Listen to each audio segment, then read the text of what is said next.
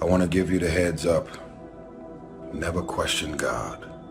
When you're about to transition from one career move, one relationship, or one situation to the next, it's because you've gotten every confirmation in the world that it's your season to transition from where you are to where you're looking to be. Don't underestimate yourself. You do what you can do, and God will do what you can't do. Take the initiative. Throw your net on the other side. Be ambitious. Reach. Ask for help, not because you're weak, but because you want to remain strong. And expect things to get better for you. It is with the mind that we serve the Lord. The mind is the battleground. It is the place where the greatest conflict is. There are more people in this room having trouble in their mind than there are people having trouble in their finances. Every thought that I have started with a question. What's wrong with me? Let me tell you what happens when you ask that question. That question will attract 1,000,000 answers. The moment you say, what's wrong with me? The devil has a list, everything. He'll show you everything from your genetics to your jawline to everything. I mean, he'll just take everything. But your questions direct the integrity of your thoughts. The struggle is in your mind. Slept 8 hours and you wake up still tired. Your mind has been in turmoil all night long. You've been wrestling in your sleep. Your body went to sleep, but your mind is still caught up in a warfare. Your mind is the battleground.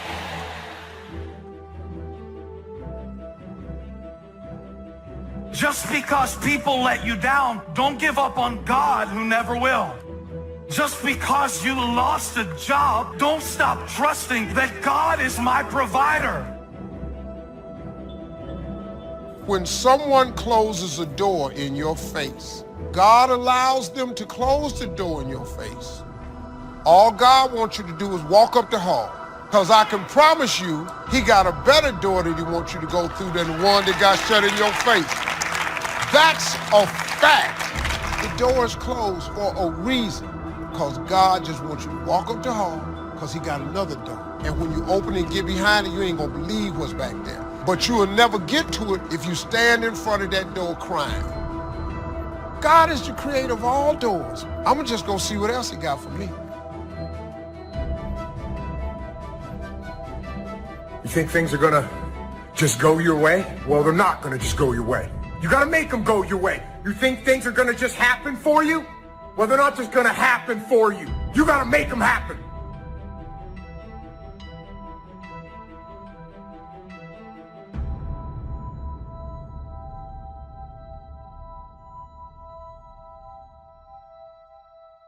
So I want to challenge you to waste no more effort wrestling with other people. Your destiny, your future is not predicated on the decision of someone else. You wasted too much of your life trying to change other people's mind about you. It doesn't matter what they think about you. God is not going to bless you by their opinion. God is going to bless you by how you see yourself. Just start acting like you're blessed, talking like you're blessed, thinking like you're blessed, dressing like you're blessed. If you will put actions behind your faith, one day you will see that become a reality. You cannot go around thinking that you've reached your limits. You're going to become what you believe. You are fully equipped. It may not have happened in your past, but it can happen in your future. Now, I'm asking you to go get what belongs to you. You are blessed. You are prosperous. Start acting like it, talking like it, dreaming like it.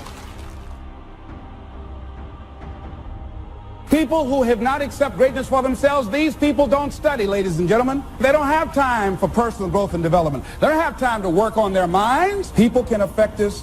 Our peers can affect us. Our environment can affect us. Just working consciously to overcome the poverty consciousness, the feeling constantly of saying you deserve this. There's no need for you to be afraid.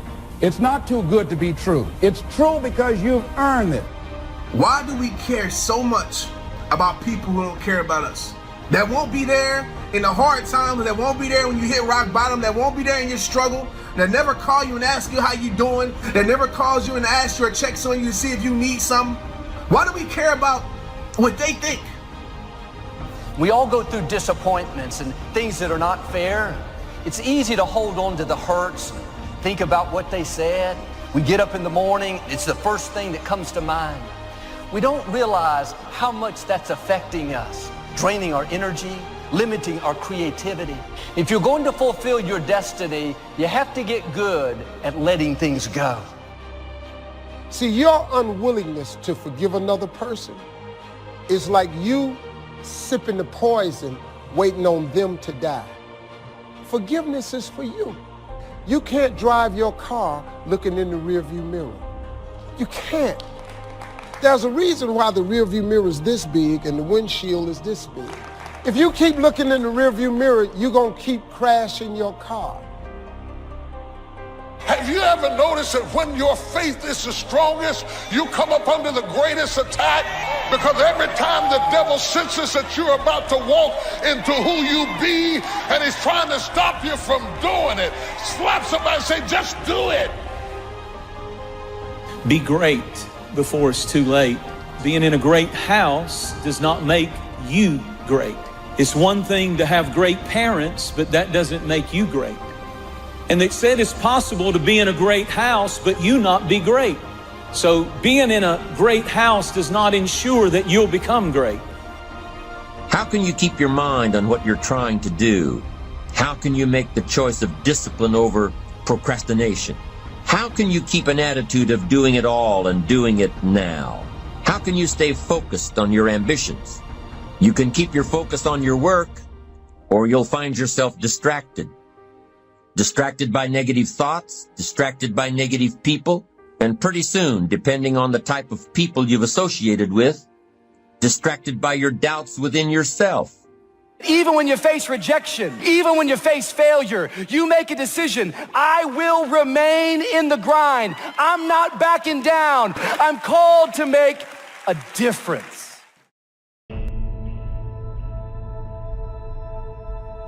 Greatness is not immediate. This is so important. In other words, greatness takes time to develop. Greatness is not immediate. You got to stay with it. You got to stay at it. You got to keep working on it. We give up too quickly. You map out, you think, you strategize, you change up your team, ready for the opportunity to present itself. Most of y'all are impatient. If it doesn't happen as fast as you want it to happen, you say maybe it wasn't meant to be. God will never give you something somebody else is supposed to have.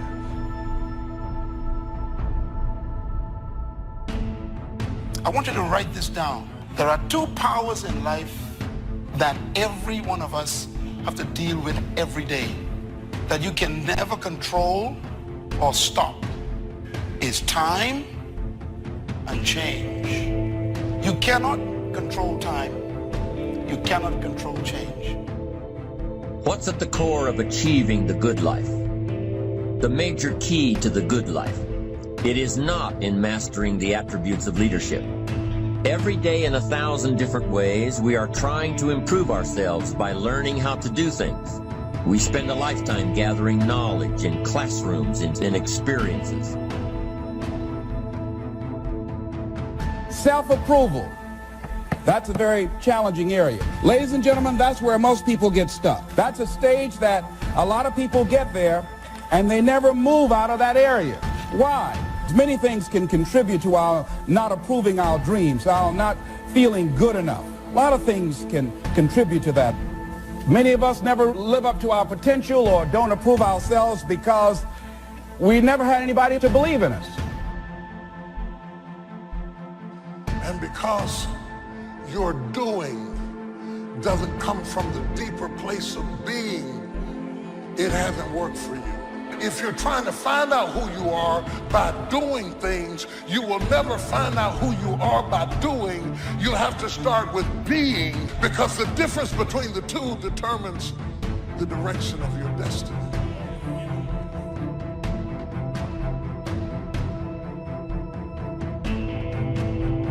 I need to embrace the suffering. You know, there's something powerful that once you just sort of embrace the fact that in order to achieve something big, you've got to get rid of these distractions, you're probably going to have some suffering to get there or some sacrifice to get there. And so once you've embraced and decided that this suffering, this sacrifice you're making is an indicator of progress. Suffering and sacrifice and hard work is an indication of progress towards our dreams.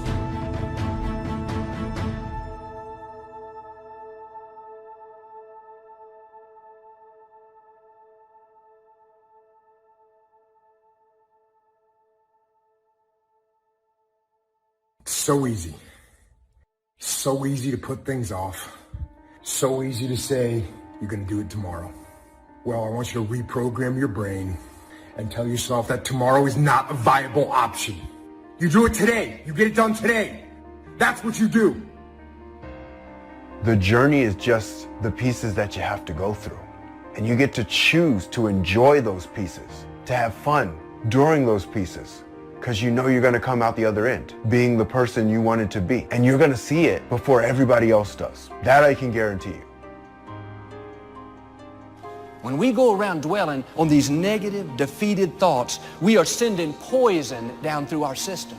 We are telling our command center, the mind, this incredible tool God's given us to release defeat, failure, mediocrity. I wish for you that you might develop a growing awareness of the world around you and your possibilities in it. Develop a sense of history and destiny, and be grateful for the opportunity that you have to participate in that grand endeavor. Start the daily action of first cleaning up all your current situations. Remember, little achievement leads to confidence that conquers guilt. Then buy up every challenge to reach your goal. You can now handle it. The winter, the spring, the harvest, the inspiration from it all, and the immediate and future progress that will someday give you a view from the top of your goals, your adventure, and your achievement. When you get up in the morning, no matter how you feel, you need to say, I am strong, healthy, energetic. I have discipline and self-control. I look good, I feel good, I think good, I smell good. Some of you, if you would do that, your mind would go tilt, tilt, tilt. It would think, what in the world are they saying? It would send an alert all through your system saying, hang on guys, we're changing directions. Don't send out any more defeat. This is a new day. Send out health, send out healing, send out strength, vitality, victory. You've got to get your command center sending out the right instructions. The people that are going to be successful are willing to do the things today others won't do in order to have the things tomorrow others won't have. What is it that most people won't do? Here's what they won't do. Learn something new. They're comfortable with what they're doing now. Learn something new. You need to learn how to control your own destiny. Be your own boss. That's what time it is. Most of the time, your challenge is you're not solving it quickly enough. You're not getting totally certain. Certainty is so huge. Flood yourself with certainty. And then most people don't understand. You can obliterate most problems with just massive action. I see people hem and haw and make excuses all the time when challenges arise, and it would have just been solved if you'd have decided, you'd have been totally certain, and you'd obliterate that problem with some massive action. How great to have a mind to expand and a soul to nourish, to have hands that can feel, a heart that can experience, a soul that can soar, a mind that can inquire and learn, a body that can respond, to know love, sadness, hope, disappointment, accomplishment, failure, thrills, appreciation, wonder, frustration, confidence, courage, impatience, contentment, expectation, fulfillment, beauty, and harmony. To have all this happen to one is one thing. To know it is all happening is much more. What stress really is when a problem comes up is the fear of loss. And what you do is you begin to give this a disempowering meaning, and you begin to feel like you're going to lose something.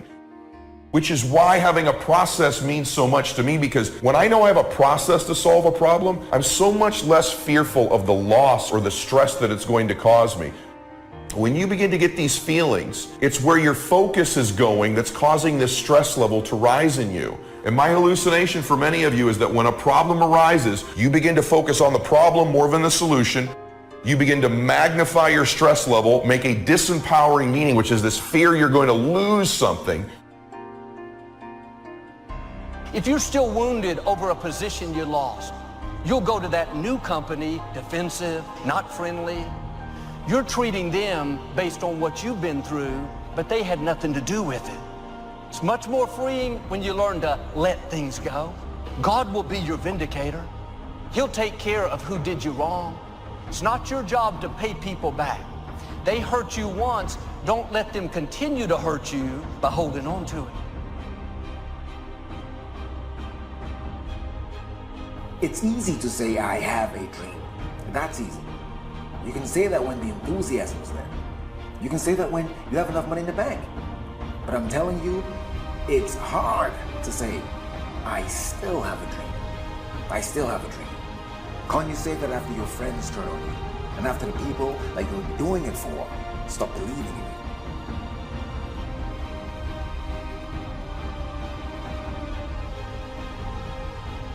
Discouragement is deadly.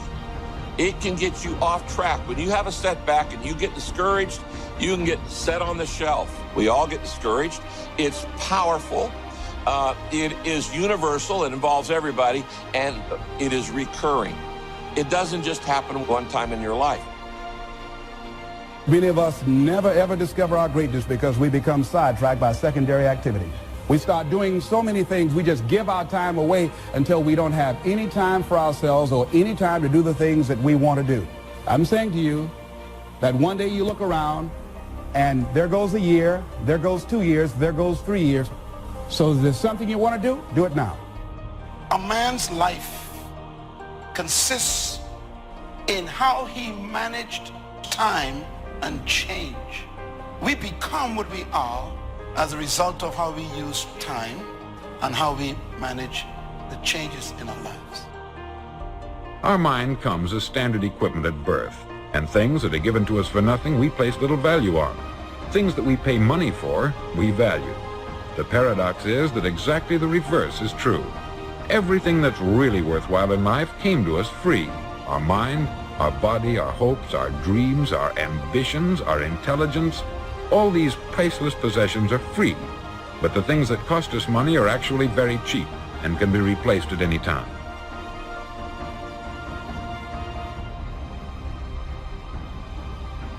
Use your power to create a new beginning for yourself. Find something that you love. I didn't come here to work for someone else. I came here to live my calling. A job is what you get paid for. A calling is what you're made for. I invested in myself. I couldn't afford to do it, but I couldn't afford not to do it. All disciplines carry through to affect all parts of our lives. If we're disciplined in just one area and lazy in another, guess what? The bad habits in one area of our life will eventually destroy our self-discipline in the areas we've been working on. Discipline is a set of standards which we've selected as a personal code of conduct. Discipline is the mind being trained to control our lives. Discipline is imposing on ourselves the requirements for honoring these standards. The most fatal deterrent to self-confidence is guilt. Not doing all you know how to do to the full extent of your present ability weakens the foundation for confidence. The biggest part of worry comes from the lack of this personal confidence. And lack of confidence comes from two major things. First, no goals or plans. And second, no daily discipline to achieve. So listen to the voices of creative experience. Let nature, experience, wisdom speak to you and teach you. Remember, both opportunity and challenge await action.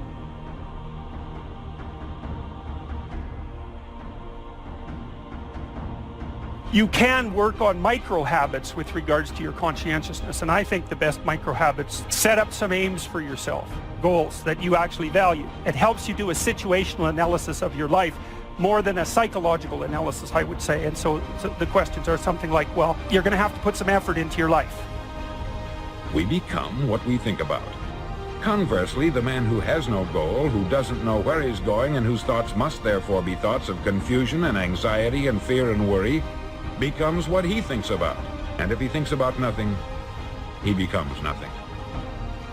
Motivation is kind of a strange word.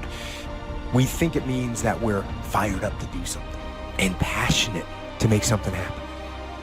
Because you just can't turn on passion. You can't just turn on the desire to execute a task. Be certain of one thing. Every exaggeration of the truth, once detected by others, destroys our credibility and makes all that we say and do suspect. The tendency to exaggerate, distort, or even withhold the truth is an inherent part of all of us. It starts when we're kids, and then it continues when we're adults, exaggerating our net worth to impress old friends, exaggerating how close we are to closing a deal to impress the boss. If you make it to the end of this video, I want you to write, I am determined to reach my goals. I am determined to reach my goals.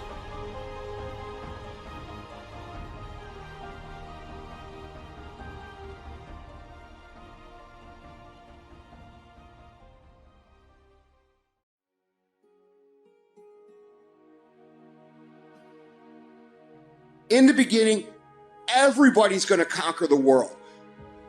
After a few weeks, a few months, maybe even a few years, they start to get tired.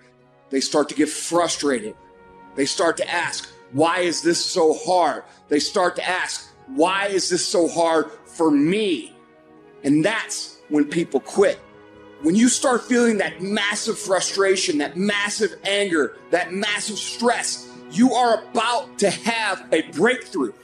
You are about to move through an area that most people can't make it through. You need to have grit.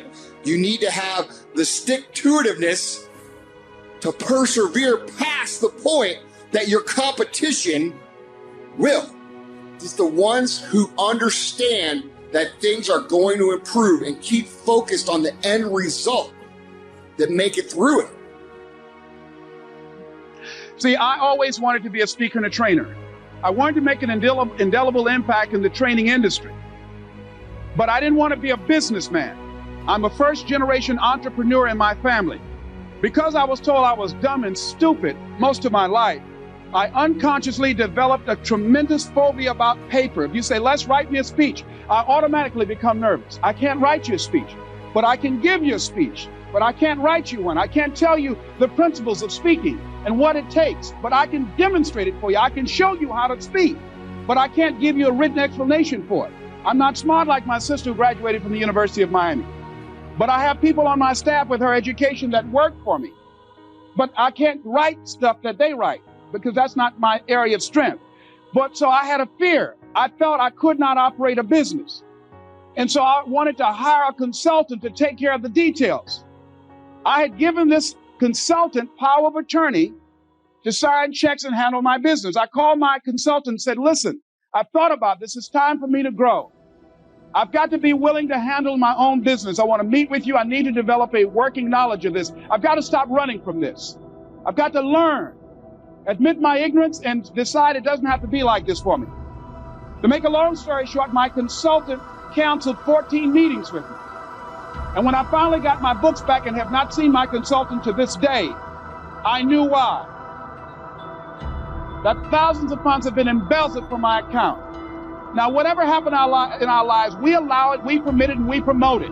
So it was just an education as my career is going up, not coming down, but it's going up. It was just a tuition I had to pay in the universe because I wasn't willing to learn.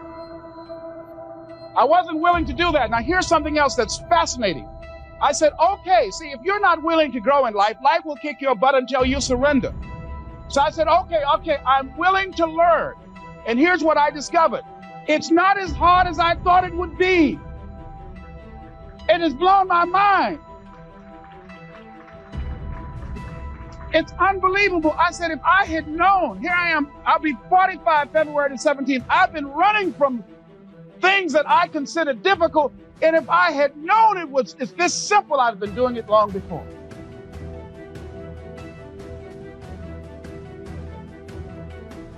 I wake up every single day. I am who I say I am. And I get what I get because I live in beast mode. Y'all got to do me a favor. Stop being gazelles. You're not average. You were born to be great. You were born to be great. You are a royal priesthood, a chosen generation. You're not average. You're not good. You're great. God created you to be great. So be phenomenal. I will break you before you break me. You will not defeat me. You will not destroy me. Some of you are so ignorant. You've been through so much hell. You gonna quit now? You got 2 more to go. And when you get to success, it's not about skill. When you get to a certain level of success, it's about stamina. So you got to be willing to grow. Osborne said, unless you attempt to do something beyond that which you've already mastered, you will never grow. So you've got to decide to grow. See, most people won't try and grow. Now, why wasn't I willing to do that, ladies and gentlemen? Because I didn't want to fail. I didn't want to look stupid. I didn't want to admit the fact that I didn't know something. 85% of people in life allow their fear of failure to outweigh their desire to succeed. Repeat after me, please. Anything that's worth doing is worth doing badly. Absolutely. See, if you know how to do something right, well, it only makes sense to do it right. But see, I wasn't willing to be a businessman badly. See, if you want to make it in life, here's how you can begin to make your goal, ladies and gentlemen. Decide to make your life a great experiment. See, most people want to experiment, ladies and gentlemen. Most people want to be perfect when they come out the gate. Most people want to do things right all the time. You're not going to do everything right. You're going to make a lot of mistakes. You're going to have a lot of failures. You're going to have a lot of struggles. You're going to feel dumb and ask questions and don't know what to do or where to go. And that's part of growing. That's part of the experimentation process. See, life is about living. Life is about growing. Life is about challenging yourself. Life is about stretching. What if you don't make it? So what? I'm enjoying the trip. Hello.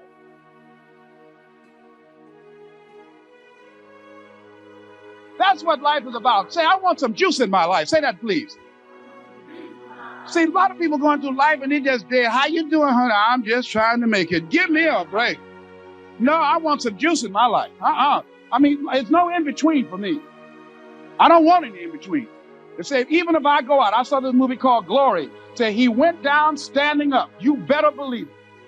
So a lot of people have died already. Somebody said that many people die at age 21 and don't get buried until they're 65. They play it safe. They don't take any chances. Well, as soon as I graduate, or as soon as the bills are paid, as soon as your children grow up, as soon as I get my divorce, all this kind of stuff up in here. No. If there's something you want to do, don't live like you have 1,000 years to live. Decide that you're going to experiment with your life. Decide that you're going to take some chances. See, ladies and gentlemen, if you're not willing to risk, you're not willing to grow. And if you're not willing to grow, you're not willing to be your best. And if you're not willing to be your best, you can't be happy. And if you can't be happy, then what else is there? So think about that. Decide to make your life an experiment. Decide to take some chances and come out into the universe and find out what you're made of. Here's something else. Here's what can change your life. Think about your situation. This is what happened for me. It was a moment of truth for me. If you embrace this, I guarantee you, I don't care if you're in sales, I don't care what kind of business that you're in. You can be in the mortgage business, automobile business, any kind of business. If you embrace this dream that you're thinking about, this goal that you have in your mind, this vision that you have of yourself, if you embrace this, ladies and gentlemen, it will change your life. This is what happened for me. You've got to get to the point where you can say to yourself,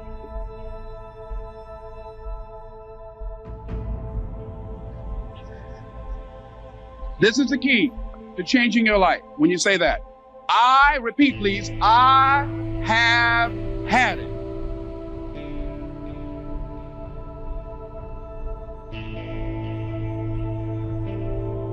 Here's Here's the third step to becoming consistently self-disciplined. Number one is realizing that discipline isn't the easiest option. Number two, discipline is a full-time activity, day by day, every day.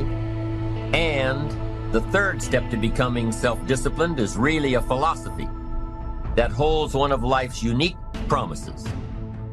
Number three simply says, for every disciplined effort, there is a multiple reward. That's one of life's great arrangements. It's like the law of sowing and reaping. In fact, it's an extension of the biblical law that says if you sow well, you reap well.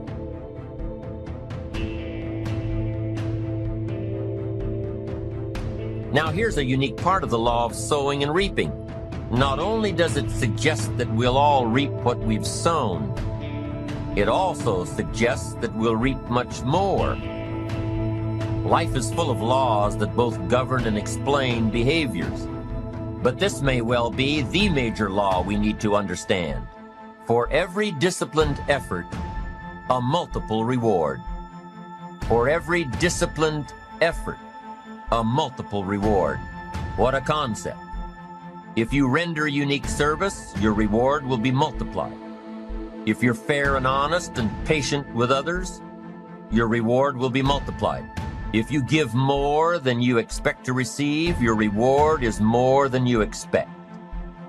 But remember, the key word here, as you might well imagine, is discipline.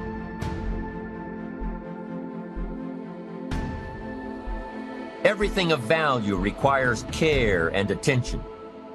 Everything of value requires discipline. Children require discipline. They must have a structure built for them. They must have boundaries to work within so they feel secure and comfortable to explore and grow. They must learn to recognize what's right and what's wrong, what's acceptable behavior, what's not acceptable. Children require unwavering discipline, consistent discipline, or they'll be confused as to how they're supposed to behave.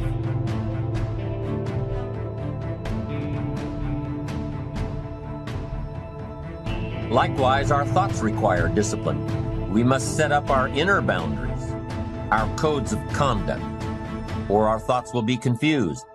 And with confused thoughts, we'll end up being confused, hopelessly lost in the maze of life. And confused thoughts produce confused results. Look around you at this very moment in time. What might you be doing that needs attention? Perhaps you're on the brink of giving up, or starting over, or starting out. And the only missing ingredient to your incredible success story in the future is a new and self-imposed discipline that will make you stay longer and try harder and work more intensely than you ever thought you possibly could. The most valuable form of discipline is the one that you impose on yourself. Don't wait for things to deteriorate so drastically that someone else must impose discipline into your life. Wouldn't that be tragic? How could you possibly explain the fact that someone else thought more of you than you thought of yourself? That they forced you to get up early and get out into the marketplace when you would have been content to let success go to someone else who cared more about themselves? Your life, my life, the life of each one of us is going to serve as either a warning or an example. A warning of the consequences of neglect, self-pity, lack of direction and ambition, or an example of talent put to use. Some of y'all, you lying to yourself. You say you want to be great. You say you want to get to the next level. You say you want to be a national champion. You say you want a promotion. You say you want to start your own business. You talk too much. Shut up. There's nothing wrong with the opportunity. You're not giving 120. You're giving 70. You're giving 60. You're giving 50. And you want what these people who've given sweat, who's giving blood, who's giving tears, you want what they paid for, and it ain't free. You said you want to be great. You want to do great things. You want to have great. You want to be great. Listen to it. But on the other hand, you're comfortable with average. Stop wasting valuable time, knowing that if we begin to live our lives as if each day were our last, our lives will take on a whole new meaning. And whatever it is, sports, life, business, whatever it is, health, listen to me very closely. You got to change that mindset. You, me, or nobody is going to hit as hard as life. But it ain't about how hard you hit. It's about how hard you can get hit and keep moving forward. How much you can take and keep moving forward. That's how winning is done. Self-preparation. Be ready for tomorrow by doing all that you can today, setting your goals. Set a goal that will make you stretch for what it will make of you to achieve it. What a brand new reason for setting goals. What an all-encompassing challenge to have a better vision of the future, to see what it will make of you to achieve it. So there you have the two components of positive self-direction. Number one, self-knowledge, knowing who you are and what you want to do with your life. And number two, self-preparation, getting ready for the opportunities before they come your way. You need both aspects for positive self-direction. Figuring out who you are and what you want, and being prepared for the day you reach your goals. Being ready, being worthy, becoming the person you need to be in pursuit of what you want. What good is an opportunity if you're not prepared to take advantage of it? It's no good. Won't do a thing for you. Be prepared. Self-preparation. The benefits are, number one, it moves you toward your goals, and number two, it refuels your ambition. Be prepared. Get ready. This method of self-preparation involves 3 steps. Step 1. Carefully consider where the next opportunity for reaching your goal will originate. Where will it come from? Will it come from networking with your colleagues? Will it come from reading the last book that you bought? The book that's still sitting on your shelf waiting to give you some answers? Will it come from you taking the time to think it out? Where will it come from? The next opportunity that will push you forward. If you don't know, here's what you have to do. For each major goal of yours, the top priorities on your list, for each of these, take out a separate piece of paper, 1 single sheet per major goal, write down your goal at the top, and start listing all reasonable resources. Write down every possible place that you could find the opportunity to achieve this goal. And with each resource, classify them. Ask yourself, is this resource a sure thing? A good bet? About even chances? Unlikely? A long shot? Ask yourself these questions and classify all of the resources you have written down. That's the first step.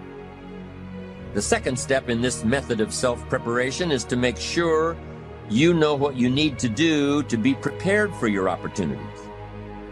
Go through your entire list of goals and resources and classify them.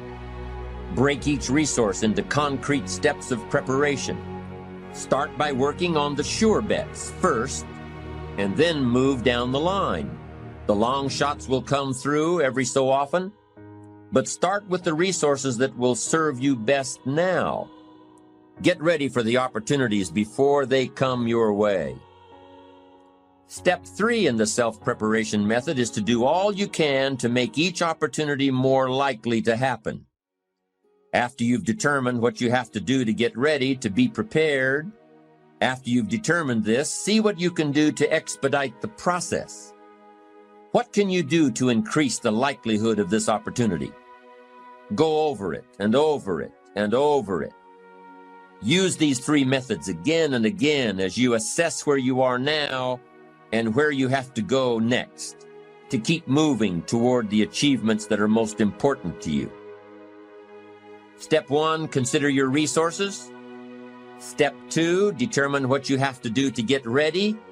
Step 3, expedite the opportunities. And by the way, this method of self-preparation works wherever you are in your journey. whether you're close to your goals or whether you're just starting your journey of self-direction.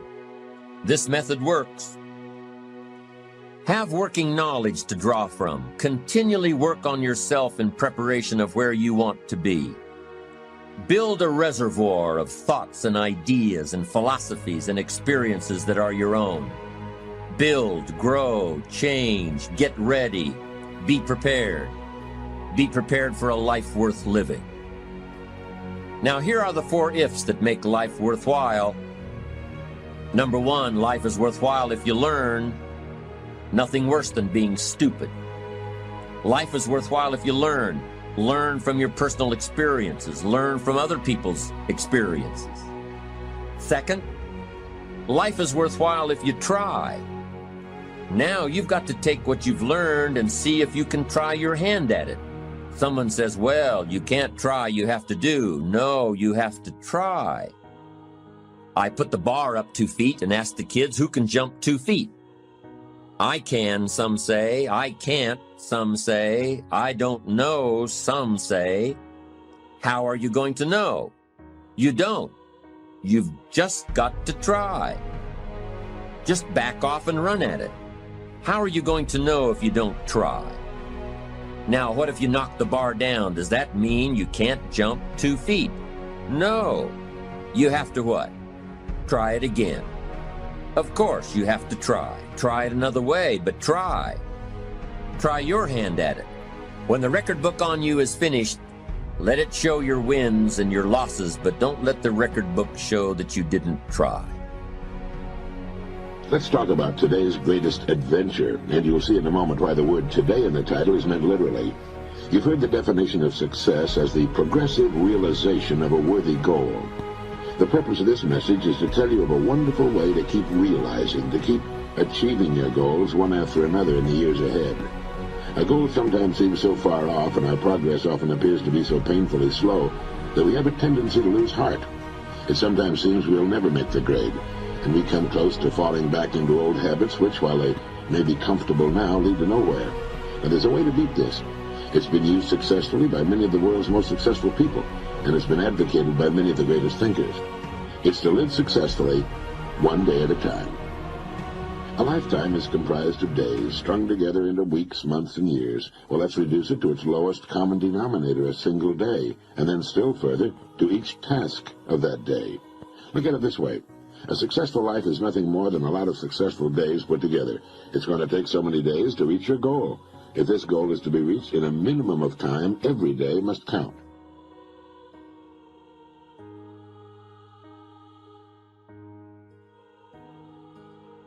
Credit goes to our awesome patrons who make videos like this one possible. Consider joining them to support our work. You can also support us by subscribing to our channel and clicking the bell button to get notified when our new videos are released. And as always, thank you for watching.